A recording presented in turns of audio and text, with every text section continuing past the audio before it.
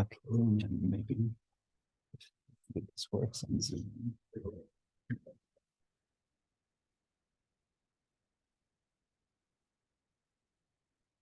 I can log on my phone and make sure this works. It's giving me the power to record. Is that true? Yeah, but I think it'll be better if oh, it says this meeting's being recorded. Okay. Wait, did you click? I don't believe I clicked anything. Hey guys, it's our Oh, okay, so that's all automatically set. set up to record. Oh, okay. Yohei went to grab his computer.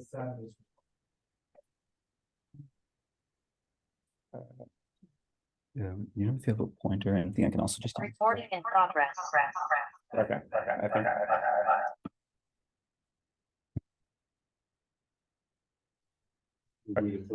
Pointer. I can. Well, sorry. I can. We I'm fine. often use this stick. Oh, stick. Yeah, no, stick is just as. This is this. Apparently, Alicia or Megan is already recording it. Okay, great. Oh, so then should I? So I think we're good then. So Zoom people they can hear us. Yeah, I logged on. I'm pretty sure they can hear. Okay. So then I think we're ready to start. Maxime's not here, right? Yeah. Okay. Right now. Okay, cool. So yeah, I think we can get started then. Yeah, so this is Ani. We should probably introduce the new New postdoc. Yeah. That's a good. Well, I think there's two, right? So Robert and Duncan are both new postdocs here, and there will still be more. When she will be coming today. I don't know if she knows that there's the seminar, so she might pop in. But anyway, welcome to the new members of the group. Yeah, okay. And so I guess while we're doing introductions, this is Ani. He's visiting us from Princeton. We were actually both at Stanford together for a PhD, and then Ani started as a fellow at the Princeton Center for Theoretical Physics or for Theoretical Science last year. And so he's been working a lot on neutron stars and signatures of axions in them. And so that's what he'll be telling us about today. Well, thanks for the introduction, Sarek, and it's great to visit here actually for the first time. So I actually did change my title slightly from what was advertised. I think I had called it Axions and High-energy Astrophysical Plasmas, and in the last minute I decided to change it to New Physics. And the reason for this is that what I want, for those of you who don't work on axions, which I assume is the majority of people, I want you to take away the fact that there's a lot of interesting physics in high-energy astrophysical plasmas that can be used to search for all sorts of new kinds of particles. But in this talk, Sarek mentioned, I'll be focusing on one particular candidate for new physics, which is the axion, and a particular site of high-energy astrophysical plasmas, which, as Sarek mentioned, are the regions surrounding compact objects such as neutron stars and black holes. And in this talk, I had to choose between breadth and depth of topics that I'm going to talk about, and I opted to go for breadth rather than depth. So if anything that I say is not clear, please ask, and I'm happy to provide more details. And if memory serves correctly, I'll probably run out of time anyway. So we'll see how it goes. So I asked Sarek, like, you know, the audience, is it, you know, Pheno versus Astro? I think what Sarek said is try to give more introduction to the Astro stuff and less to the particle stuff. So I will only give a very brief introduction to axions. And so the story of axions starts perhaps with the strong CP problem. And so there's this nice little classical analogy of what the strong CP problem is. And you can look at this very scientifically accurate diagram of the neutron, which is an up quark and two down quarks. And let's say they're arranged in this way with a certain angle, which I've defined as pi minus theta for reasons that will become clear shortly. And this is a fairly simple electrodynamics problem to calculate the electric dipole moment of this configuration. And you get something that is on the order of 10 to the minus 13 E centimeters. times this trigonometric factor here. And the EDM of the neutron has actually been observed or bounded experimentally to be less than about 10 to the minus 26 centimeters. And so this tells you that this trigonometric factor here should actually be really small. It should be on the order of 10 to the minus 13, which means that this theta angle should be close to only on the order of 10 to the minus 13. And so really the more accurate depiction of the neutron is actually something like this, where the quarks are arranged some kind of like the carbon and oxygen molecules of CO2. And so this kind of parity symmetric arrangement is kind of the statement of the strong CP problem. Why is this the case? Why is CP such a good symmetry in this scenario? So you said this was kind of a cartoon picture because really there's a bunch of stuff. Yeah. Drawn and there's form factors for the. Sure. So, but this really says probably the charge distribution is something. Right. Yeah. That is the intuition. Of course, I was gonna on your point, like there is a quantum story of what's going on, which is a lot more complicated. And that is can be understood by adding this extra term to quantum chromodynamics, which is this term theta GG dual. G is your gluon field strength tensor. So this operator was often ignored because it's topological. It is a total derivative that doesn't affect perturbation theory. But it does actually give a contribution to the neutron's electric dipole moment. And the strong CP problem actually becomes slightly worse than what I talked about earlier, because the theta that goes into the neutron electric dipole moment also receives a contribution from the quark sector. And so there are these two different terms that now have to cancel. So instead of the number 10 to the minus 13, this theta bar has to be at the quantum level. If you do the calculation properly, you get that the sum of these two terms should be on the order of 10 to the minus 10. And so these two separate parameters that should be unrelated to each other need to cancel to 10 decimal places. And that is a pretty severe fine-tuning problem, which is known as the strong CP problem. And a very elegant solution to this was proposed first by Peche, Quinn, Weinberg, and Wilczek in the late 1970s. And their idea was to promote the theta parameter to a dynamical field. And this field should have a potential whose minimum occurs at the CP conserving value, that theta equals 0. And the way that they did this in practice is to introduce to the standard model a global U1 symmetry called Peche-Quinn symmetry. And in addition, this symmetry should be spontaneously broken at some high scale, which is called, in this case, FA. And as it works with spontaneous symmetry breaking, you get two fields. One, this radial field, which goes up and down the bottom of this wine bottle looking potential. And then you have an angular field which winds around the bottom. And this angular field is what's called the axion. And as things stand right now, the axion is massless, and this masslessness is protected by a continuous shift symmetry. But this is no longer true when you include the effect of instantons. So the effect of instantons kind of tilts this wine bottle potential and breaks the continuous shift symmetry of the angular field to a discrete shift symmetry. And so this potential, there is actually a theorem that says that the minimum of an instanton potential occurs at the CP conserving value. And so this, regardless of kind of the generic initial conditions of the axion field, you will eventually relax to the CP conserving value. So for Peche-Quinn symmetry, to get theta close to 0, you don't need instantons.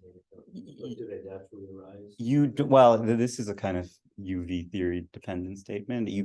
They can arise in like chiral perturbation theory in QCD, for example. So you don't need instantons, but they're often invoked to give the axion a potential. So what I just described was the QCD axion. But of course, axion, there's another term, axion-like particles, which are expected to arise quite generically in string theory. with some basic ingredients. So you need some sort of P forms or some higher dimension gauge fields. You need some extra dimensions, and all but 4 of them should be compactified. And you need some kind of non-trivial topology if you're a compactification manifold. And what comes out are a bunch of CP odd scalars, which are, referred to as axion-like particles. And they get their names because from the fact that they share a lot of the symmetry properties of the QCD axion, but it's worth mentioning that these axion-like particles do not necessarily give you a solution to the strong CP problem. And for the rest of the talk, I'm not going to draw a distinction between QCD axions and axion-like particles, except in some particular scenarios. So when I say axions, you can think of it as a generic axion-like particle. I won't say too much more about the, solving the strong CP problem or anything like that. So now I'm going to move a little bit towards phenomenology. So how can we what are the effects of these axions in various settings, and how could we possibly observe them? So we look at the way that the axion couples to standard model fields, and I've picked 2 of my favorites. There are a few others that are often looked at as well. But one is the axion coupling to electromagnetism. These are your electric and magnetic fields. And also you have a coupling to fermions, which is this gradient coupling to fermion spin. And so what this looks like, in this talk, I'll mostly focus on this coupling, but I'll say a few words about the fermion coupling.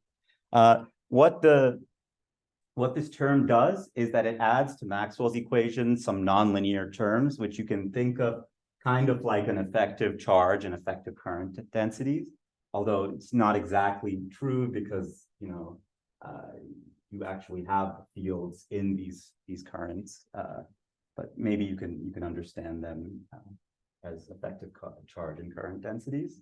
And another property of this coupling is that if you have regions of E dot D, those regions can possibly source axions. And so that's going to be kind of the theme of this talk.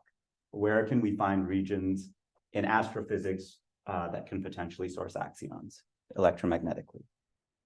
And again, so this coupling to fermion spin looks a lot like the coupling of spin to a magnetic field.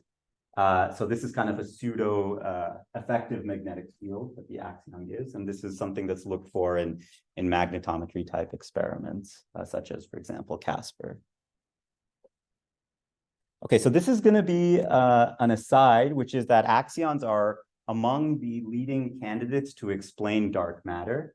And I say that for me, it's an aside because the story that I'm going to tell is not reliant on axions having any relationship to dark matter.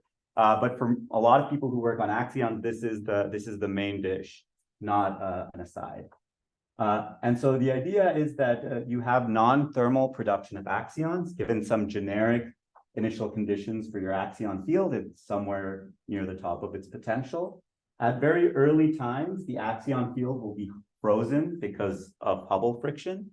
And so then the axion is really just a contributor to to some sort of dark energy. And then at some time H, when the Hubble constant equals the axion mass or becomes comparable to the axion mass, the axion starts undergoing damped oscillations. And in the late universe, the energy density in the axion field will redshift like matter. And you don't have to work too hard or stand on your head too much to get the correct dark matter abundance from some generic initial conditions. So axions, really have become one of the leading dark matter candidates. And in the late universe, it's undergoing very small scale oscillations about theta equals 0. And this is something that people look for in axion dark matter detection experiments. But again, this is going to be an aside because what I'll say does not rely on axions being dark matter. How do you see, you mentioned, there's a big cavity resonators with the magnetic field. So how do you, are they also looking for this oscillation? So this is what they're looking for. So the idea of a lot of axion detection experiments, for example, you mentioned resonators or cavities, is you have a cavity with a large magnetic field, and in the presence of a magnetic field, an oscillating axion can convert into an oscillating electromagnetic field. And if the conditions are right, namely the wavelength of the axion matches some, resonant mode, the wavelength of some resonant mode of your cavity, you can get some resonant enhancement in that conversion probability. And this is the idea, actually, I think this is a good segue. This is the idea behind these type of experiments. These are like cavity type experiments. So let me first, for those of you who don't look at these kinds of diagrams all day long, on the x-axis here, you have the axion mass. On the y-axis, you have that coupling constant to electromagnetism that I showed a few slides ago. And all these colored shaded regions here are regions that have been excluded by a combination of laboratory and astrophysical searches for axions, or really just constraints. Except, of course, this yellow band here corresponds to the QCD axion. So models that explain, that solve the strong CP problem lie in this yellow band here. And so the experiments that you were referring to are, it's actually not all of these, but these are these cavity type experiments that you are really making an assumption about the relationship between axions and dark matter. In addition to the oscillation frequency, somehow you need to set the amplitude of oscillation. And that in these kinds of experiments, they set that to the amplitude. They set it such that the energy density in the axion field will give you the dark matter density. And so these kinds of experiments here, you can kind of divide this figure, and I'm really going to focus on the left-hand side, at masses less than about an eV. These kinds of experiments rely on axions being dark matter, whereas this region here, which I'll label these are broadly high energy astrophysical constraints, do not often rely on any relationship between axions and dark matter. So this is the region that I'll focus on here. This is kind of a fairly new and what I hope and view as a burgeoning field. So there is a lot of possibility for these constraints to move down, as hopefully I'll discuss shortly. I just want to see here that the mass is really unconstrained. You usually think of axions as really light, but apparently they can be up to a GeV, everything is more. Yeah, so one thing that I will say is that on this side, there are models, but it's not as easy to construct models of heavy axions that give you the correct dark matter abundance. So a lot of these constraints, they will set the energy density to be rho dark matter, but not necessarily provide a consistent cosmology that tells you how you get a I guess at heavy enough masses there you can really, I won't say too much more about this, but yes, you can think of and I think there are models. I'm not too familiar with these heavy axions. So these are all decay constraints. So for example, EBL says that, so on this side, you're mostly looking at axion conversion, and on this side, you're often looking at axion decay. So at very heavy, sorry? Yeah, so a lot of them are, so this is. Depends on life, but generally. Yeah, so you can actually, so a lot of these lifetime decay constraints allow you to have lifetimes much larger than the age of the universe. I think the current best constraints on decaying dark matter are at the level of like 10 to the 27 or 10 to the 28 seconds, which is, okay, I have to do my conversion. 10 to the 10 years is 10 to the 17 seconds. So it's many orders of magnitude greater than the universe. But really, these constraints are saying, you can say something stronger, which is that if they decay into, for example, X-rays, you would see too many X-rays just throughout the sky. Any other questions? Okay. So I'm going to now focus on this broad class of constraints known as high energy astrophysical constraints. And I want to kind of motivate this with some, a question that I often get when I give talks like this to astrophysics audiences is, you're talking about such a weakly coupled particle. How can you possibly expect to compete with any standard model processes and affect anything at an observable level? And that's not at some, 10th decimal place. And the answer is that it's sometimes weak coupling can save you. And a good analogy or a good example of this is if you look at emission of some object or some particles from a star. I'll contrast two different classes. One, something I'll call strongly coupled, something like a photon, and something weakly coupled, which I broadly am calling BSM, which stands for beyond the standard model. This actually doesn't have to be beyond the standard model. This will apply to something like a neutrino as well. But if you look at photons emitted inside the star, their mean free path is going to be much smaller than the size of the star. So what they do is they kind of random walk their way to the surface, and then they're emitted from the surface. Whereas a BSM particle like a neutrino is emitted kind of volumetrically. And so because their mean free paths are so large, once they're produced, they're able to just escape. And these kinds of arguments have been used to, so for example, neutrinos or axions being emitted from a star can actually cool the star. And another side comment, I was recently told that I shouldn't call them cooling constraints. I should call them heating constraints, because if you lose energy because a star has negative heat capacity, technically you're heating it up, but I'm still going to call them cooling constraints. So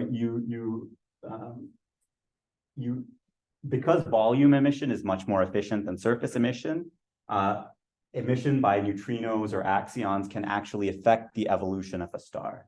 And these are these constraints here labeled solar neutrinos and globular clusters. Another thing you can do is to look for, now I'm going to go back to calling BSM axions, is to try to convert these axions through an external field into some detectable photons and then look for those photons. And this magnetic field can either be one that's intrinsic to the star, like a stellar magnetic field. It can be a magnetic field, something like the interstellar medium. And it could also be a magnetic field that you generate on Earth, as is the case of this CAST experiment, which I'll discuss shortly. And so, yeah. These are axions that are passing straight through, or are they created? These are created. Yeah, in this case, they're created. And so this is why you don't really have to rely on any, like, say anything about dark matter, is because they're created by your system. So it's all a self-contained thing where you don't have to talk about cosmology, how it's produced or anything like that. It's and so, yeah, what I'll talk about is this in this talk is this constraint labeled pulsars here. But first, I want to give some intuition for axion-photon conversion. I keep talking about how axions can convert into photons. And a good test case to understand this intuitively is to look at the CAST experiment. So in CAST, you produce axions thermally through this inverse Primakov process. And these axions propagate to the Earth, and then you try to convert them into photons in the presence of this magnetic field. And you can kind of guess how this works just based on dimensional analysis. So you expect that this conversion probability should scale like the coupling squared and the magnetic field squared. And just to make dimensions work out, I'm going to ad hoc throw in some length scale L squared just to make it, this work out dimension. Now, it turns out in axion to photon conversion, there are two important length scales. One is the actual length of your apparatus, which in CAST here you can see is about 10 meters. 9.26 meters. Another important length scale is the inverse momentum mismatch. And what this is you are trying to convert a massive particle, the axion, into a massless particle, the photon. And if this conserves energy, this will necessarily violate momentum conservation. And so basically, if you look at distances greater than this inverse momentum mismatch, then you basically get some catastrophic dephasing between photons produced at different points, and you don't get any additional contributions to the conversion. And you can see this intuition actually in the sensitivity of CAST. At low masses, the momentum mismatch is pretty small. And so you're limited, the smaller length scale is the length of your apparatus. At large masses, the inverse momentum mismatch is the smaller length scale, and this is the inverse momentum mismatch here. And that's why you can see that the sensitivity becomes worse as you go to high masses. But this isn't the entire story. There is another important detail that will be important to what I'll talk about. And that's that the people at CAST realized that you can actually do slightly better than this naive expectation by manually giving the photon a mass. And the way you do that is you introduce into your magnetic chamber some sort of pressurized gas. I think they use helium. And the photon will then receive an in-medium mass, and they can try to tune that mass to the axion mass and try to mitigate the effect of this momentum mismatch. They can't get all the way down here, but they can do considerably better than the kind of naive expectation. And so the important theme here, which is going to come back when I talk about neutron stars, is that if the photons can somehow receive an in-medium mass, then you can greatly enhance the conversion rate between axions and photons. And in the case of the neutron star, just to jump ahead a little bit, this will be provided by the plasma that surrounds the neutron star. Okay, the final class of experiments that I want to talk about are the so-called light shining through walls experiments. And they work, when I say how they work, it'll kind of make sense why they're called this. So you have two cavities here that are separated by a very dense optical barrier. And on one side, you produce axions actually in the laboratory. And the way you do this is that you have a large static magnetic field and a pump laser who's polarized such that the electric field is parallel to the magnetic field. To the background magnetic field. And that will give you this E dot B that will produce axions. And now the axions can penetrate the optical barrier, but photons can't. And on the other side, they can convert back into photons in a similar way to how they convert in CATS. And then you look for those photons. So even though you have an optical barrier here, because of axions, it appears that light, if axions exist, of course, it appears like light has shone through the wall. And you can see these constraints are at least this generation of light shining through walls constraints are not very strong. And there are at least two reasons for this. One is that you pay two prices. You have to both produce axions and then convert them.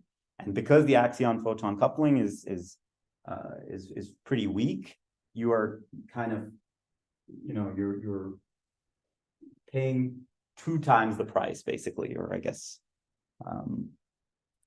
So that's one reason. And another reason is that the electric and magnetic fields that we can generate on Earth are somewhat limited. The highest magnetic field stable magnetic field you can generate on Earth is on the order of maybe 100 Tesla or 10 to the 6 Gauss.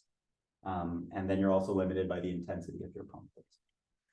So this is kind of the motivation for what I'll talk about, which is what if we could go to the region of in the universe that has the highest magnetic and electric fields observable, and those are neutron stars. So if we do something similar to light shining through walls, but using a neutron star, and I'll talk in detail about what I mean by that, you can see that already the constraints are considerably better than these light shining through walls experiments. And this is the subject of a few papers that I've worked on recently. And so you can think of this rather as a light shining through plasma. And then there's another topic which I'm anticipating I'm not going to be able to get to, but feel free to ask me about it, which is that you can use a similar idea to explain these enigmatic, this anomaly, this radio anomaly that goes by the name of fast radio bursts, which is one of the hottest topics in contemporary astrophysics. You can possibly explain those events using axions in this region of parameter space. So hopefully I'll get time to talk about that, but if not, please feel free to ask me about it. Okay, so now I want to, I was told to give an extended introduction to some of the astrophysics topics that I'll talk about. So I'm gonna say a few words about pulsars and how they work, and kind of modeling the electrodynamics of a pulsar. So first of all, a pulsar is a very rapidly rotating neutron star that emits these brilliant beams of radio emission out of its poles. And we observe them as pulsating sources as these beams sweep across our line of sight. And they're extremely, the periods of these pulsars are extremely stable. And this has been exploited in searches for low frequency gravitational waves using, in the pulsar timing arrays. They also, as I mentioned, have some of the strongest magnetic fields in the universe, with some fields of some of these objects going all the way up to 10 to the 16 Gauss, which if you remember the number that I quoted earlier is about 10 orders of magnitude higher than the largest stable magnetic fields we can generate on Earth. And this property of neutron stars has already been exploited in searches for axion dark matter. So again, this is, you assume you have some ambient dark matter population, and it will kind of gravitationally fall into a neutron star and then convert into photons in this region. So as it falls in, it will see a monotonically increasing plasma density, and plasma density corresponds to an in-medium photon mass. And it will reach kind of this critical radius at which the plasma mass, plasma frequency, which corresponds to the photon mass, equals the axion mass, and you get some resonant conversion of axions into photons. And people have actually, some of these authors, as well as many others that I'm leaving out, have actually looked for signatures of this, which would be some very thin radio lines in data. And as a funny kind of anecdote, they actually use data from extraterrestrial searches, because I guess the SETI, which is the Center for Extraterrestrial, or search for extraterrestrial intelligence, is kind of operating under the assumption that aliens will be sending some very narrow band signals, and so Axion would also give narrow band signals. So they're actually using data of extraterrestrial searches to look for axion dark matter from neutron stars, which I think is pretty funny. Okay. Are we gonna find aliens first or axion dark? Well, some people say we've already found aliens, but I won't comment more on that.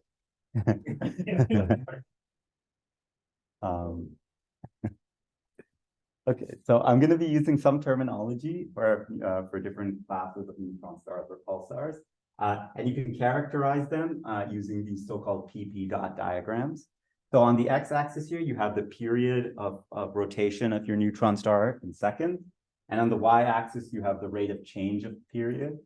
And this gives you information about things like how energy loss, basically energy loss from the neutron star.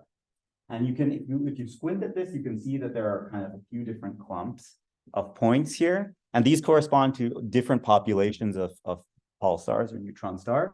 At the bottom left-hand corner here, you have millisecond pulsars, which are thought to be very old recycled neutron stars that are actually spun back up through accretion of either binary companion or some surrounding gas. And they spin up to these enormously high frequencies. In the middle here, you have what I call active pulsars, which are characterized. These make up the majority of our observed pulsars. And they have periods between roughly 1 and 10 seconds and magnetic fields between about 10 to the 12 and 10 to the 14 Gauss. And the term active I use in contrast to dead pulsars or just neutron stars. And these are pulsars that have spun down enough that they're no longer able to emit these brilliant radio beams. So they're very difficult to detect, but this diagram is somewhat misleading. It turns out that most neutron stars live in the graveyard and that only a small fraction of them are actually observable as pulsars. So the newly born, okay. Yeah, no, sir. Newly born ones are also going to be in the very low period. Yeah, newly born ones will probably be somewhere. So you see these contours of magnetic field. Yeah. So they will have both high magnetic field and they will have low period. So they will exist somewhere up here. We don't see many of them because it's just hard. I mean, there are a few. I mean, the best example, I guess maybe one of the best studied examples is the Crab pulsar, which is about 1,000-ish years. I think it was associated with the famous like 1054 AD supernova. So it's about 1,000 years old. And I think that's one of the best studied young pulsars. So I think that has a P of about 0.03 seconds and a magnetic field of about 10 to the 12 Gauss.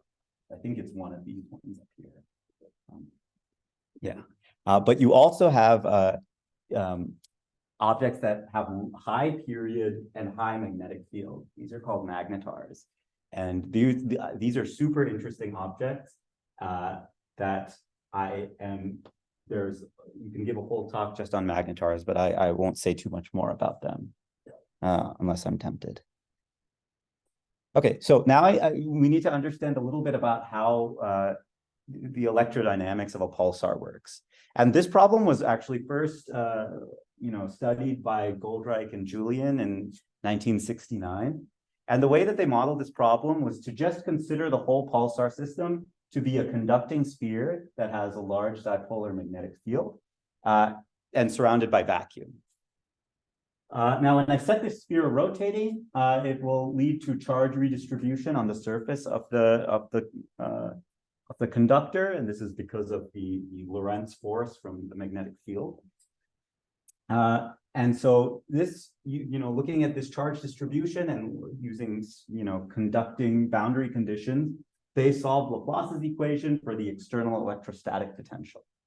And what they found was something interesting, which is that the electric field corresponding to this electrostatic potential was so strong that it can dominate the gravitational binding force on electrons near the surface, electrons and even ions.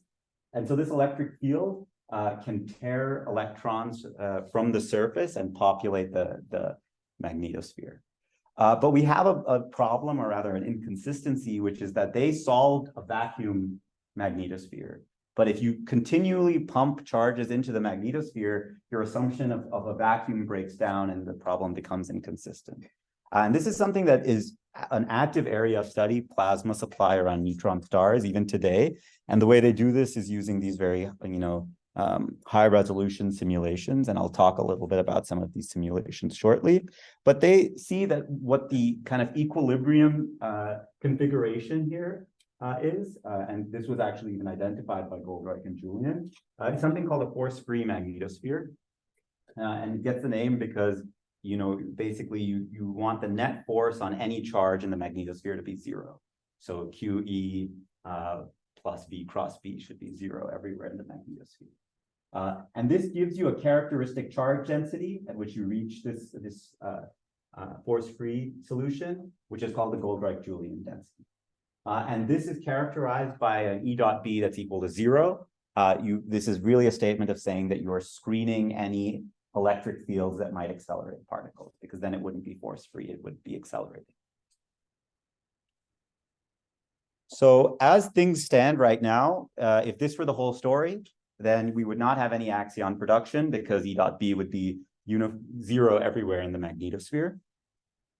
But there's an important length scale that I've neglected here, which is something called the light cylinder radius.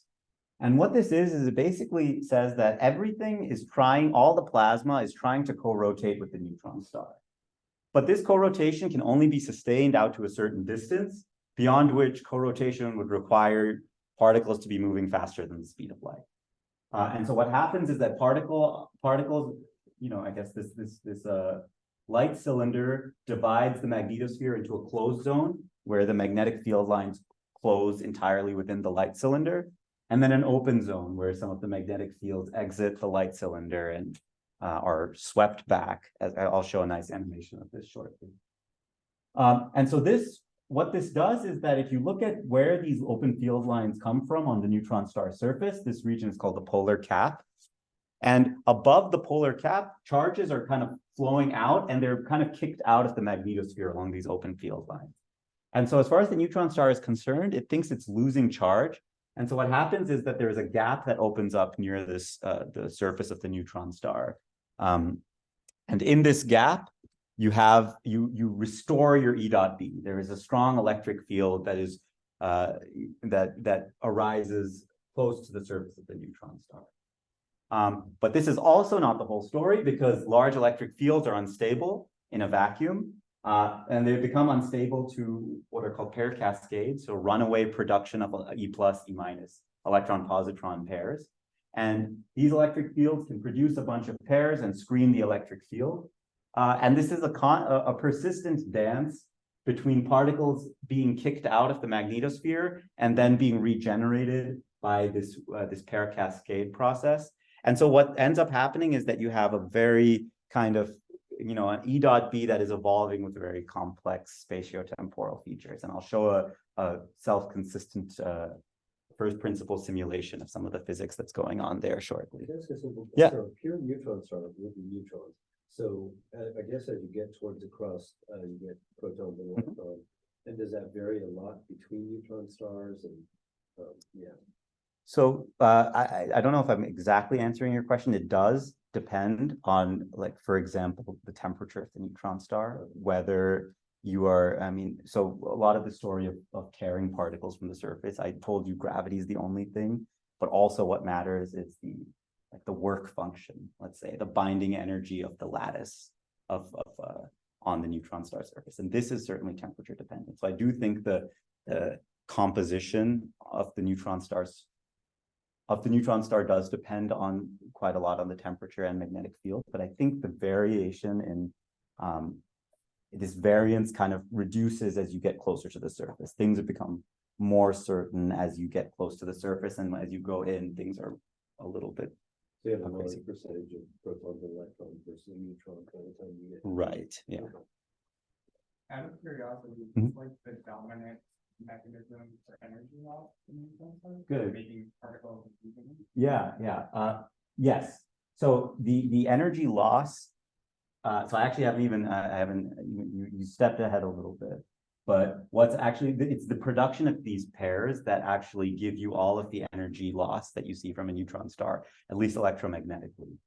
So as these things are produced, they're oscillating plasma oscillations, and those oscillations can produce photons, which we recently understand might be the source of radio emission from pulsars, the plasma oscillations of these produced pairs. Also, particles get accelerated and they emit high energy photons such as gamma rays and X-rays. Those are also things that we observe from neutron stars.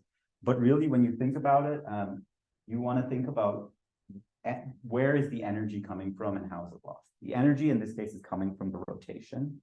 And all of this, like the story that I told you about open field lines and stuff, it only works if there's rotation. And so all of the physics that I'm telling you about is feeding from the energy budget of the rotation of the neutron star. Does that make sense? Yeah, so like as it spins down the like cylinder becomes. Yeah, exactly. And exactly. And that's why you see this line between active and dead neutron stars. Eventually, this line will move out and out. These processes will become less and less efficient, and you're no longer going to be able to produce radio emission. So that's the order zero understanding of why you don't see neutron stars below that depth line. Any other questions? Okay, so I just wanted to show an animation of what this is, of what this looks like. This was a simulation done by one of my colleagues at Princeton. And so you can actually see that in the center here, you have a neutron star. This blue cloud is the closed zone. And these kind of helical looking lines are the open magnetic field lines that are exiting the light cylinder. And you can see that they're kind of dragging behind the rotation of the neutron star.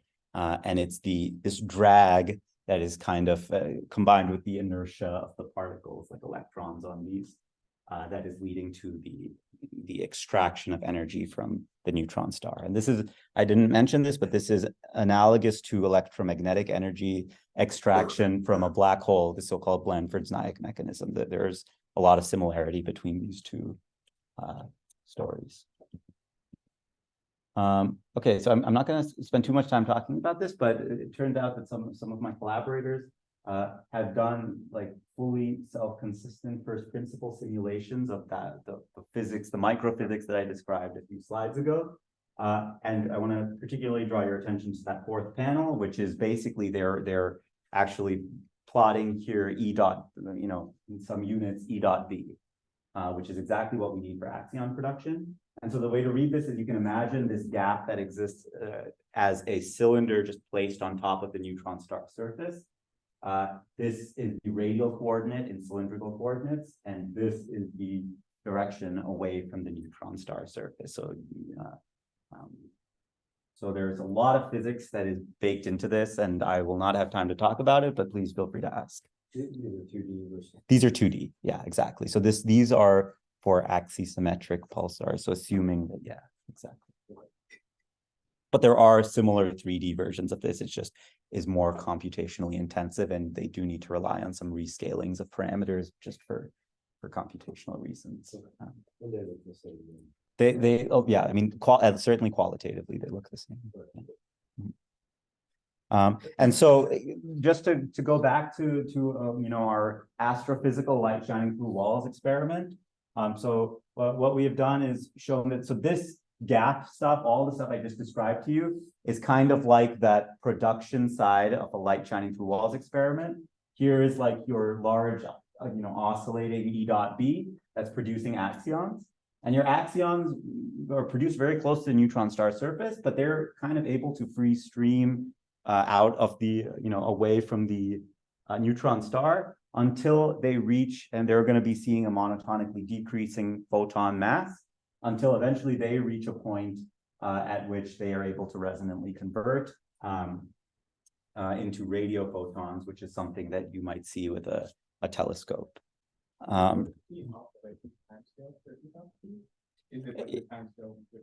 That's one of them. There's also the plasma oscillation scale. So the plasma will, you know, is unstable to, if you put in a little bit of an electric field, you separate charges and they're just going to oscillate about each other. That oscillation is another. So there's the size of the gap, and then there's the plasma oscillation scale. And these are kind of dominant Fourier modes in the axion spectrum that you produce. So like in an experiment, I would see two lines. Like... So yeah, so these aren't exactly lines. So these are pretty broadband, fairly broadband, certainly compared to dark matter, which makes like constraining easy, but detection much harder. And I'll talk about this towards the end. Say here, because they're produced right here, that does require, so if you were to see axion this way, you don't know if they have mass or not. Exactly, yeah. Because they're being produced by, the frequency is being set by the astrophysics. Yeah. And as long as your axion is kind of light compared to that, and is kinematically, it's not kinematically forbidden, you really don't know. You can't say too much about the actual mass. Let me actually skip this for time. These are just details on how we did the conversion. And I might even skip this as well. So these were the results. So we had looked at 27 pulsars. And so the way that we write these constraints is by saying that we don't want, so the radio signal due to axions to exceed flux limits from these pulsars. And this is a pretty weak constraint in terms of, you know, it's not a precision constraint. We're talking about at the level of like order 1 affecting the pulsar, and you can already kind of set leading constraints in this region. And there are numerous ways to improve these bounds considerably. One, I didn't have time to talk about this, but this turns out to be very viewing angle sensitive, like what angle you are looking at the neutron star. And there is reason to believe that the pulsars that we observe are not faced in the optimal direction for us to see a very strong axion signal. And so if we did some population modeling and assumed kind of an isotropic distribution of alignments of your pulsars, you can potentially improve these constraints considerably. That's something that we have not done. And also, our choice of pulsars is quite conservative. We've looked at only very low field pulsars. And this is largely from a modeling standpoint, which is that the microphysics of magnetars is not well understood. And this is because you enter a regime where strong field QED effects become dominant, and these are not considered in those simulations and in any kind of astrophysical modeling. And so this is something that I'm currently working on, is trying to understand strong field QED effects in magnetars. But okay, so in the last, I guess I have about 10 minutes. Yeah. Okay. I think you started. Okay. You go. Okay. So I guess at this point, maybe because as I expected, I've really gone slowly, I'll maybe do a choose your own adventure type thing. So I can either talk about clouds of axions around neutron stars, or I can talk about fast radio bursts, and maybe I'll give it as people to vote. Let's say we'll make it a democracy. If you want to hear about axion clouds around neutron stars, raise your hand.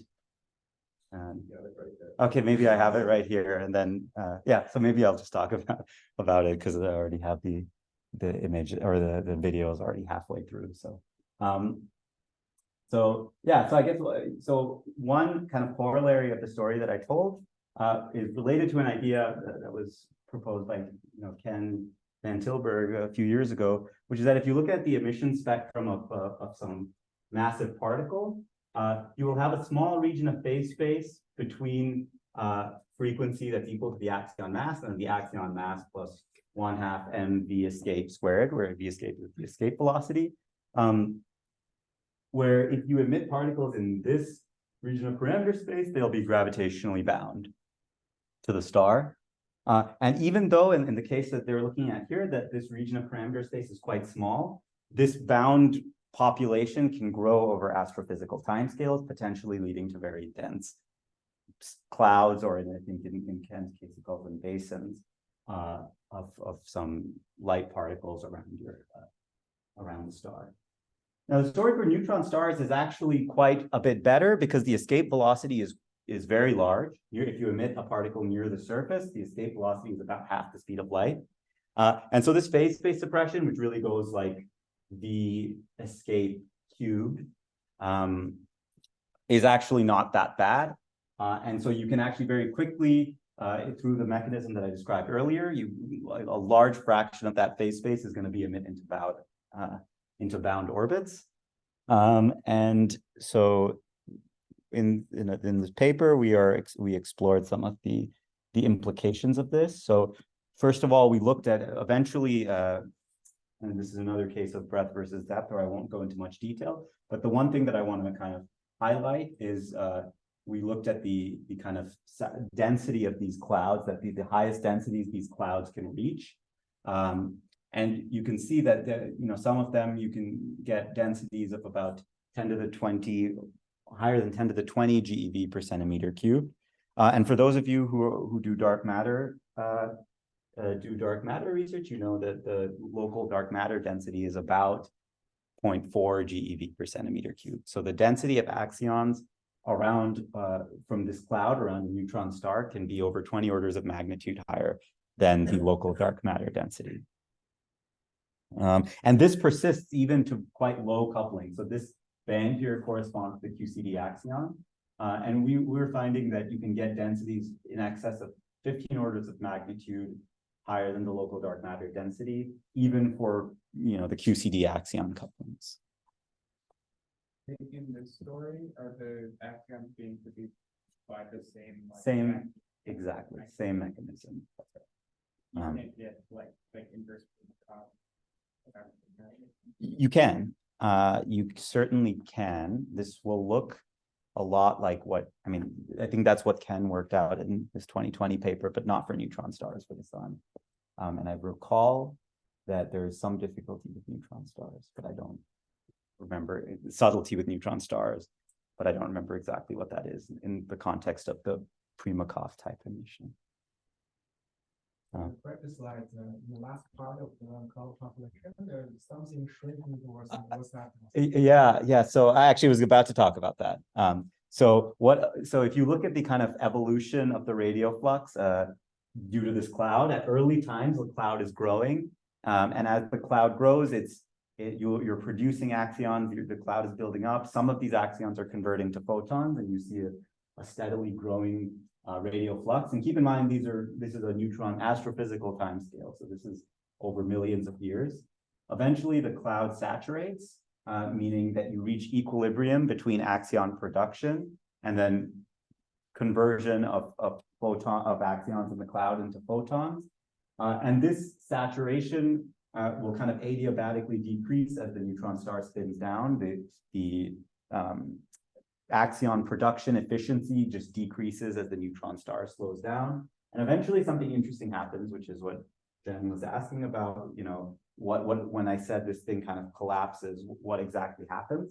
So it turns out when the neutron star dies, when it spins down enough, it stops producing pairs. The gap kind of shuts off effectively. When this happens, you have no plasma production process, and the axion cloud will very quickly kind of decay into photons in a transient burst. And so this, there are quite a few details that I've left out here, but basically what is dominating the conversion of axions into photons is the existence of these regions, resonance regions, where the axion mass equals the photon mass. And any time, so in most of the lifetime, you have equilibrium. But if something dramatic happens, even if it's something like a flare, something that disrupts the magnetosphere, you're basically out of equilibrium, and a large fraction of the, if it's a transient process, a large fraction of the axion population will decay and try to return it to equilibrium. So the reason this is, it appears sharp because, but I haven't actually shown you this time scale is not, it's not instantaneous, even though it looks that way on this plot. And I might even have a plot of the duration as a function of coupling, but I can maybe show that to you afterwards. But basically, when the neutron star dies, the magnetosphere changes its, the plasma configuration changes from a force-free to something else. It's what they call like a disk dome magnetosphere.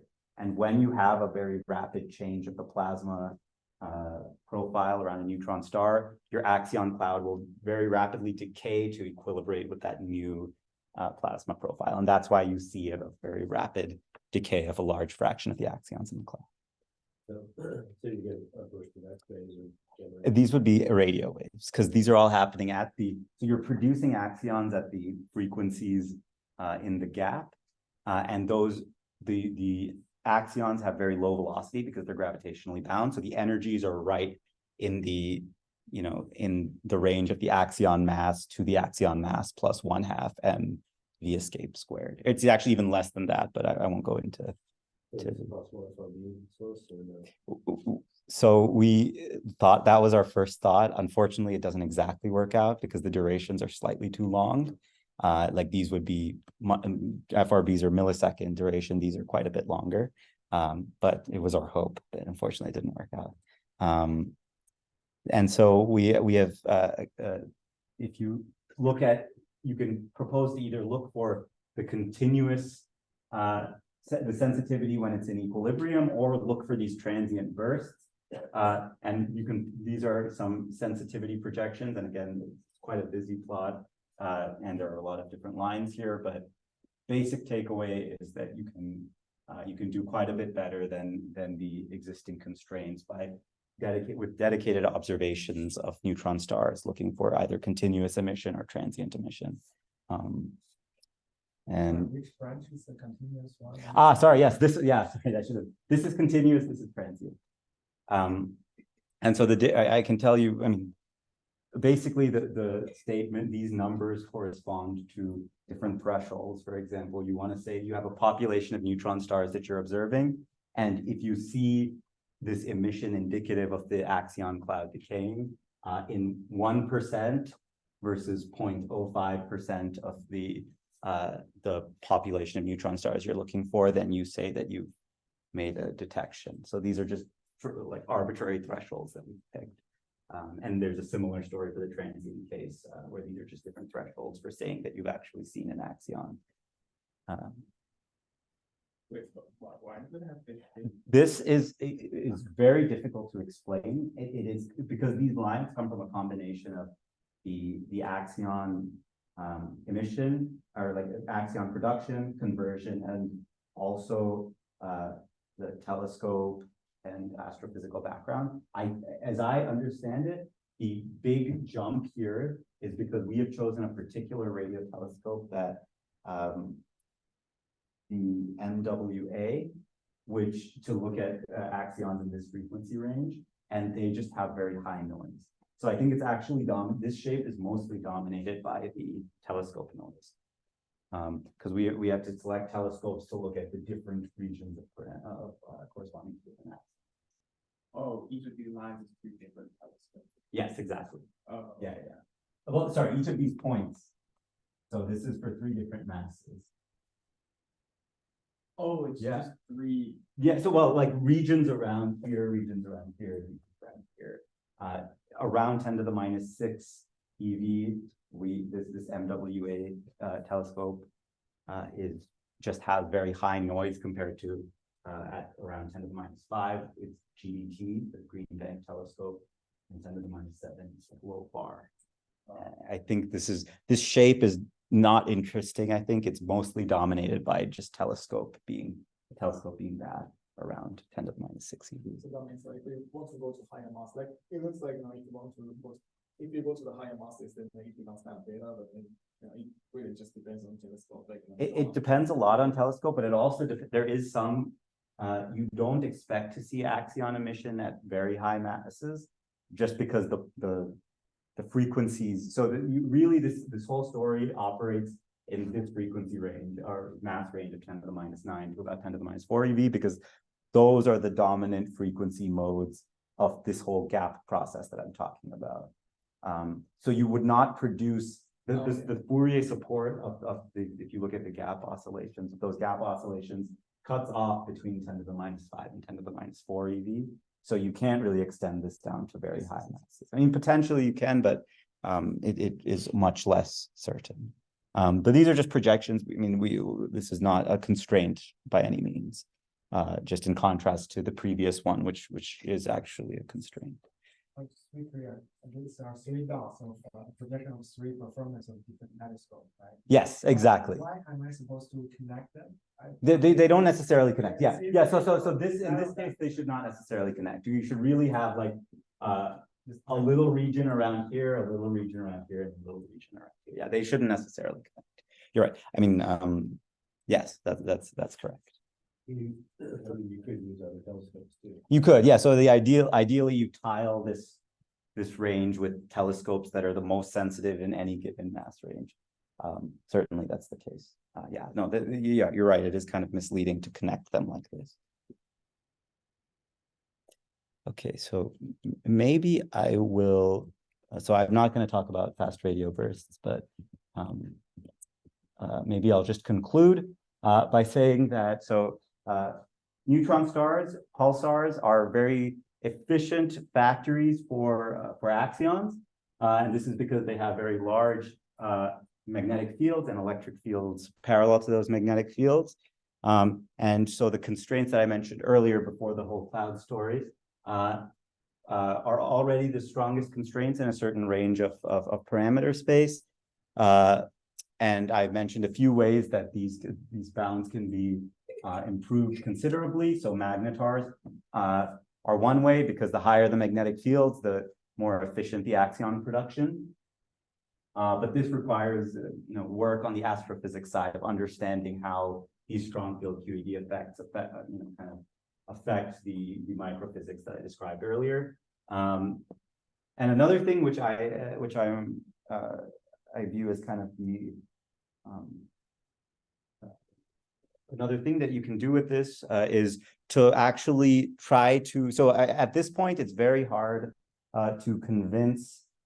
Let's say you see a bump in a spectrum and you say it's an axion. Having talked to a lot of astrophysicists, I find that they are very conservative people.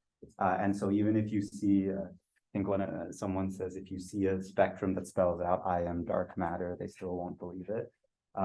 So the kind of most maybe convincing way to say that you've actually found an axion is to actually look for them with dedicated axion detection, direct detection experiments.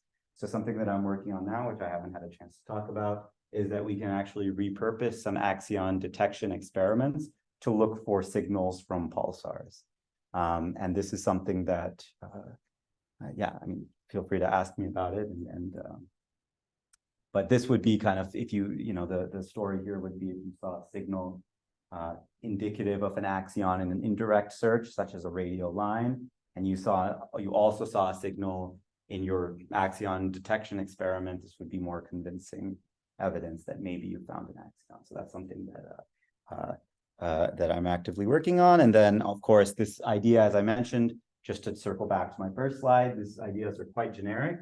I've talked specifically about neutron stars, but similar ideas are operative in black holes, as I mentioned, in the context of the Blandford-Nyack mechanism and energy extraction from a black hole, as well as things like the sun. Any sort of dissipative processes in the sun, such as solar flares, are also potential testing grounds for axion physics or any sort of other beyond standard model physics. So I'll leave you with that and take any questions now.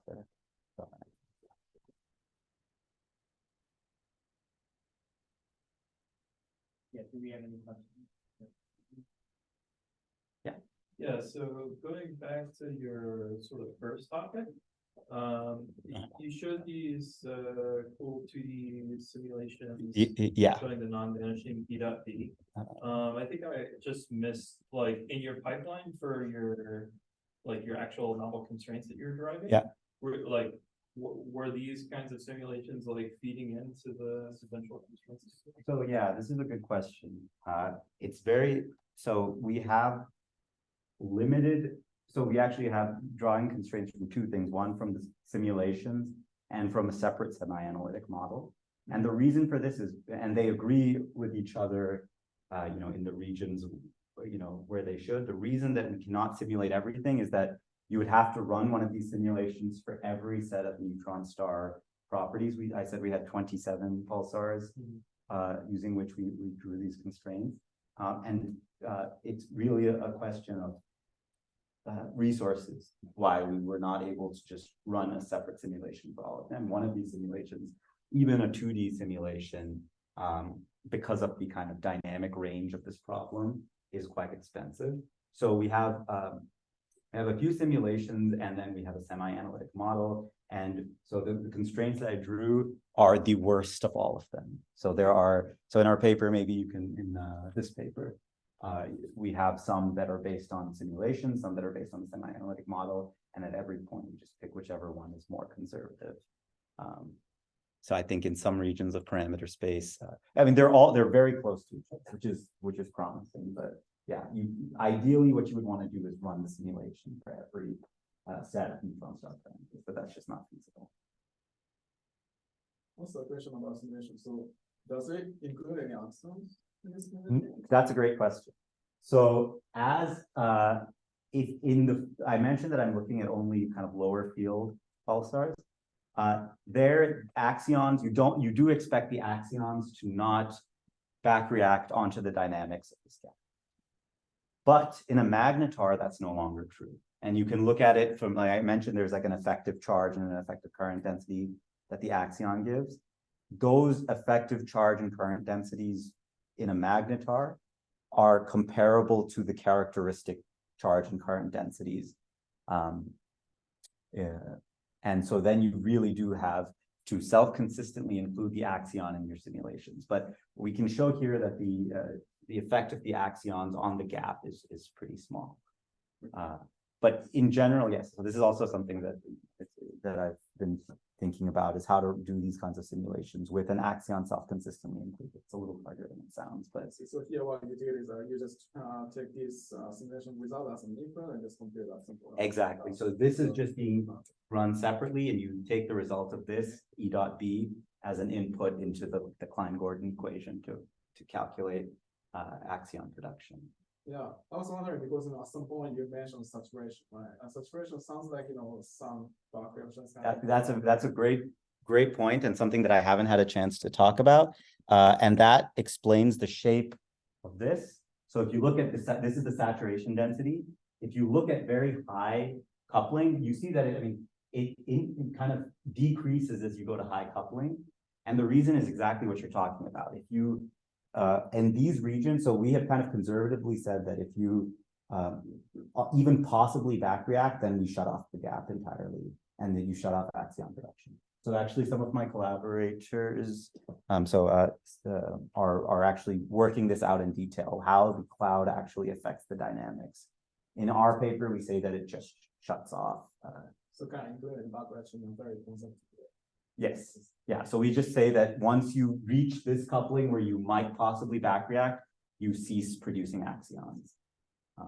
Even though in principle, there's going to be some complicated nonlinear processes where you may continue to produce axions, but that needs to be done self-consistently. And I think there are some people who are working on this. That's a good question. Have you thought at all about doing a similar kind of analysis, but for dark photons, and instead of the AFF tilde, you could have could be 3s and an F tilde. The benefit there is that you might not even need this resonant conversion because you have it's 2 to 2, and so the dark photons could just be some missing crap that doesn't even have to resonantly convert. You could pick up the second photon. The reason why it could be exciting is just because, I mean, obviously dark photons have all the same laundry lists of bounds, and you guys are obviously setting a very competitive bound with, you know, stellar cooling constraints. By the way, who said this about the helium? Are we still recording? Yeah. No, I'm kidding. Caitlin? Oh, okay, Yeah. Yeah, no, this is a great question, and this again circles back to my first slide. I have not looked at dark photons or any kind of like moving charges, which a lot of this pair cascade physics as well, and kind of not directly answering your question, would be affected by the presence of a different charge species, such as a Miller charge. And so for dark photons and for any kind of other interesting BSM candidates, I haven't actually looked beyond Axion. So if you have ideas, maybe we should chat after this. This sounds interesting. That was funny. I think I got corrected in talk or something, or maybe she told me private.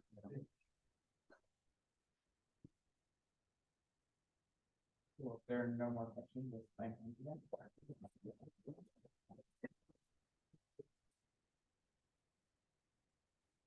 Nice. Gosh.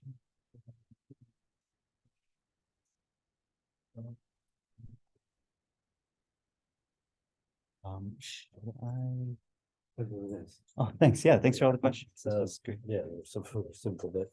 Well, first I wanted to see if I can get to talk, but I don't have the USB stick. So Yes. Yeah, that would be great. The only, should I stop the recording? Yeah, I think you can.